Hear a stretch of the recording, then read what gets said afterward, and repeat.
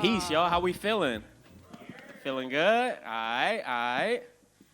Thank you, Will, so much for being here. Will and I have gotten to know each other quite a bit over the last couple of months. He's been a bit of like a coach to me, just helping me to figure out how to navigate some things, and just learning about him, learning about his story, learning about his vision. I thought he would be a great keynote speaker to open us up tonight, because Will is a creator, but I think he has also, he not only creates, content, experiences, energy, but I think he has intentionally created his life. And so I would love to just talk a bit about that journey for you, Will. Let's do it. Well, first, I want to start off, one of the questions that we asked in the workshops. Can you tell me your name, tell me what it means, and who named you, or tell us? Yeah, I can. So first, thank you for having me be here. This is a blessing to be a part of this. So my name is William Tyrone Toms. My name William specifically means strong-willed protector. Strong-willed warrior or protector. And I was named by my grandfather, my mom's father.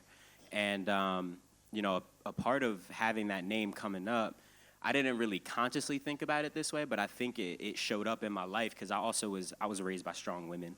You know what I mean? So I think as a young person growing up and knowing that my name meant protector, I definitely took that responsibility. I wanted to figure out how to protect the people around me that I cared about, not only like physically, but also like what would financial protection look like, or what would emotional protection look like to create safe spaces for, specifically those women in my life, my grandmother, my aunt. But I don't think I ever let that go. Now I think the best creations in my life are the spaces that I create for myself and others. So I think that calling on my life from that name definitely has carried through into manhood for me. I love that. Thank you so much. I don't know if all of you know what your names mean or who named you, but that was a very important part of our workshops, just kind of setting a sense of grounding in who we are, what we are called, and who we were called by. And so thank you, Will. So can you tell us, was there ever a time when you felt like you had to kind of tap in to that calling, or the understanding of who you were to meet a challenge? Absolutely. And I think that tapping in started really young too. And I think there's two sides of it that I have to share, because I feel like it has to be both sides. The first one is, again, we're talking about protector, right? And even in the young age, I think maybe the first time I even knew that was what my name meant was in grade school. You do some exercise in grade school and maybe English class, and you might have the opportunity to really dig in like that. And for me, that was at a time when, I'm navigating what it meant to be a lot of our experiences, especially young men and young boys in the inner city. I'm watching, incarceration affect my family. I'm watching gun violence affect my family. So I feel like there was a call young to be all right, well, how do I help us figure it out, And I think that helped me kind of build this muscle of figure it out, you know what I mean? And I'm sure some of us understand what I mean by that. It's as a creative, I think our greatest gift is we see what is, but we also see what's possible, and then we can then take on the challenge of figuring out how to close that gap, And I think there's been a lot of amazing challenges I've been able to overcome because I took on that perception or that persona. But on the flip side, I've also had to release some of that getting older of not everything is meant to be figured out, right?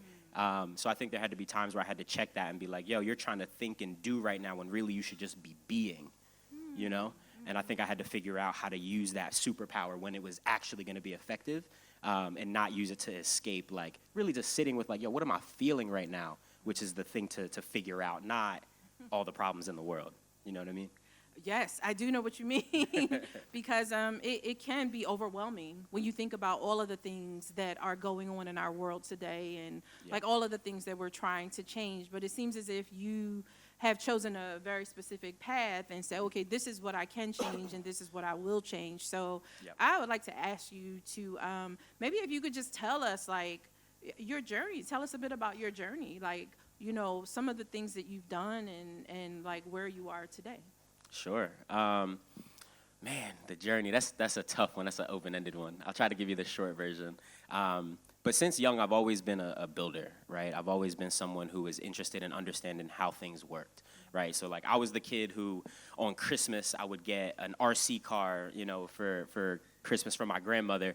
And as soon as I opened it up, I'd play with it for like 20 minutes, but then I would go get the screwdriver, right? Because I had way more fun taking it apart and understanding how it worked, and could I maybe combine this with something else that I had to create a whole new toy. Like, that's always been me, you know. I've always been that nerd tinkering and figuring out what could be, you know.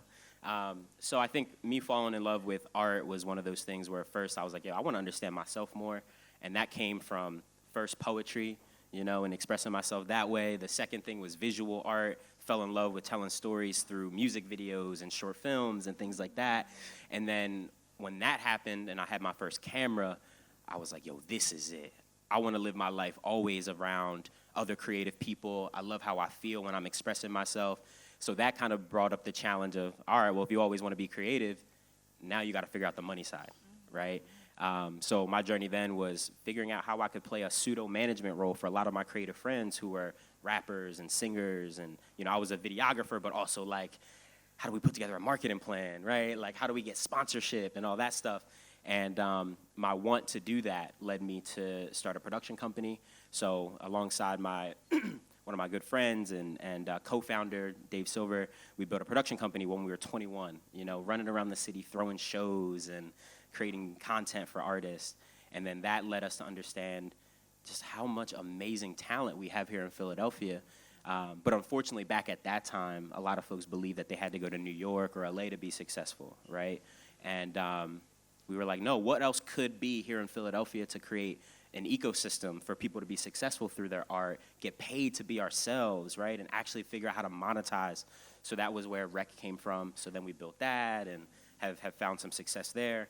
So now, you know, I sit in front of you as someone who is just a kid from Germantown who was navigating a bunch of challenges and figured it out enough to create a model that's allowed me to, you know, build a 7-figure business and take care of myself and my family, and most importantly, also create opportunities for other creatives who are passionate about what they do and want to be able to make money doing it. So that's kind of where we are now, and now it's me still figuring it out and figuring out big challenges just at a higher level. I love that. Thank you so much. Will has recently had some really big news. So I would love it if you feel comfortable sharing. I mean, it's all over social media and the news. But then if you could just offer maybe 3 like tools or tips to I'm sure a lot of people in the room who might be navigating like in this climate of things where sometimes things feel so tense and depressing and hard and rooted in like fear, you know. What are some tools and tips that you might offer to some of the people in this room who are interested in achieving their own goals? Yeah, I'll give a couple tools and I'll give a couple tips, right? Give the news first. Oh, okay, my bad. I'm a humble guy. I always try to skip over that stuff, right? So what Josh is alluding to is, again, we built this model called Rec Philly, Resources for Every Creator. So we have a creative space here in Philadelphia, 9th and Market, and what we all probably still know is the Gallery. They call it the Fashion District now, but I know y'all know what I'm talking about. It's the Gallery, right? So we have a 10,000 square foot creative space there, and just about a month ago, we announced that we were able to raise $2 million from Sean P. Diddy Combs to help us expand this model and also build Rec Miami, which is coming next year. So that's the news. We're super proud of that. Super proud of that.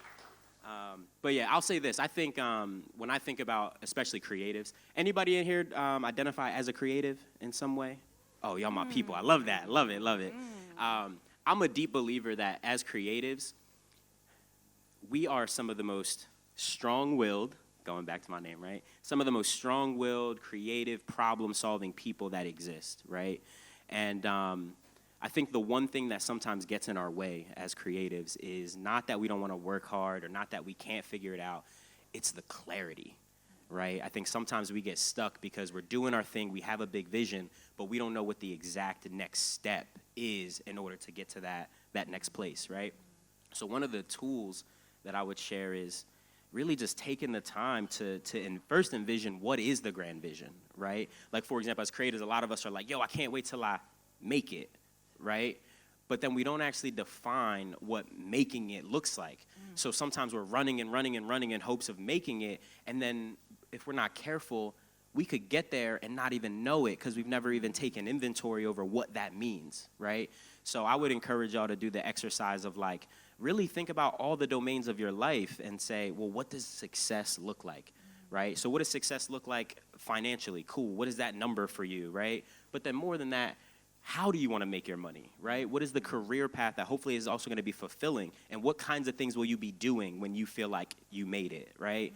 But also, like, what does your relationships look like at that time, right? What kind of love is in your life at that time? Come on, love. Right? And also, like, what does self-care, what does leisure look like, right? Like, what does success look like when you make it, when you just having fun, right? Because I was one of those people that I was never not working, no days off.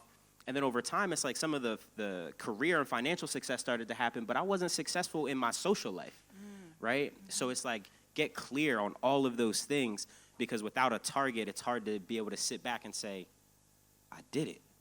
And I think as creatives, we need that feeling of I did it, because if not, we'll just instantly be on to the next thing and on to the next. So that's one tip, just like that clarity, really breaking down every part of your life and knowing what you want for yourself, right? Another tool I'll throw out there is meditation. Any of us in here practice meditation? Oh, amazing. So y'all know what's up. I found meditation as a tool when I was 24, and it's been one of the things that I would credit for, a large portion of my success, just having that stillness in between all of the doing to come back to the being, right? And for anyone who has not meditated, especially for maybe the younger men that we have in here, it don't gotta be 45 minutes, legs folded, right? Like, that ain't it. But whatever you can do to just bring back that presence, And for me, that does look like sitting still and, focusing on the breath and things like that. But I read a book from Russell Simmons one time, and it was called The Art of Stillness, and it really just helped me get through. So that's a tool that I would add as well. And then the last kind of strategy I'd offer up is, I'll give two more, if you don't mind, actually. That's fine. I gotta give two more. The first one is give more than you ask for. Like, for example, I think a lot of us will get into a space where we're networking, right, and doing that whole thing. And a lot of times our mentality in that room is, all right, let me find all the people in the room that can be valuable to me, right? And I guess that makes sense. You got to get to a place, right? You're trying to do some things. But really what I've learned the best mentality is let me find all the people in this room that I could be valuable to, right? And when you just flip it on its head like this, and you're in the mindset of, I want to give 51% of value, I want to give more, the universe and God has this way of always bringing back to you what you need. But first, it's that mindset of like, yo, I'm here to give. And I promise you, if you can find the people that you could be valuable to, you will not be broke for long. It just don't work that way, right? Because people then see you as the value, right? Come on, church. Amen. Amen. So that's one. And then the final one I'll say is, at Rec, we have this saying, and it's independent doesn't mean alone, right? Because, again, as creatives, when we out here, it's so easy, especially when we in a place and we feel like resources are scarce. It's like, I'm out here by myself, right? Just me, right? If I'm an artist, I wrote the music, I engineered the music, I produced it, you know what I mean? Then I marketed it myself, and I shot my own video, I did my own cover art, and you do all these things, right? And it's a lot. That's like 12 jobs. And I think in the beginning we do that out of necessity, which is fine, and as you should, because the work has to get done. But when you have the opportunity, there is nothing more powerful than like-minded people that understand your vision, believe in your vision, and are willing to put in the work alongside you. I don't think any amazing thing has really been put into this world as a product of just one mind, So independent doesn't mean alone. I think the best thing I ever did was find people who believed in me and believed in my vision early. You know what I mean? My co-founder of Rec is a high school best friend, And when you find those people that are your people, you can create that container that is so important, because entrepreneurship, creativity is hard. And I don't ever even ask for it not to be hard. But when it's difficult and you want to quit, the people around you will either be the folks in your ear like, yeah, you right, I don't even know why you started that thing. Or they'll be the people to remind you who you really are and what you're capable of, right? So independent doesn't mean alone. Find your people and figure out how y'all can win together. Well, that's like gold. That is like golden advice. Sure. Thank you so much. Thank you for being here. Thank you for your work. Sure. Thank you for your book. Thank you for your Hey. book. Can you just talk a little bit about your book? Yeah, I would love to. So over the course of the past maybe 8 or 9 years, I've had an opportunity to work with so many different creatives at different parts of their journey, different backgrounds, and I noticed over time that a lot of the questions that creatives would come to me with were a lot of the same questions, right? And over time, I'm like, yo, I can't keep having the same conversation over and over again, right? So selfishly, I was like, yo, what would it look like if I started to compile all of these strategies that we as creatives need to understand if we are gonna build a following, right? Build a community that supports us in what we do. We want to be able to use social media to communicate that out. And then we want to do the hard part, which is to actually monetize, right? So basically I said, yo, these are the 10 ideas that I wished every creative knew and understood, but sometimes we don't know. So the name of my book is Uncommon Sense, Your Strategy Guide to Creative Freedom. And really what it is a roadmap. It's really a blueprint to how do you take your passion and then build the structure to help you turn that into a profitable business. So for anyone who's at that space and you're like, yo, I'm doing my thing, but I really want to scale it up, or I'm just now figuring out my thing, but I really want to understand how to structure it to do it right and be able to make money, that's really what the book is all about. And I believe we're going to be able to give away a couple copies, right? We are. So we're going to have us. Oh, here's the book. Hey. Here's the book. Hey, okay, yes. That's it. Thank you, Will Toms. This book is excellent. Thank you. You know, I'm a little older than Will, and I was like, what is this book? Let me see what this young man is talking about. And I'm like, oh, okay, I gotta Sankofa some things, you know, go back and get what I missed. So thank you for this book. We are for the storytelling competition. We are going to give away 2 of these books for That's the dope. winners of our 1-minute storytelling competition later today. So this will be in the package along with the $100 and some other Hey. goodies. So if you got that 1-minute story, you know, maybe you want to start thinking about what it is, but we will have that That's a later fact. today. So Will, thank you so much for joining us Yes. today. Can we give William Tyrone Hey. Toms a round of applause? Thanks, y'all. Thank Appreciate so you always, much. Josh. Thank you.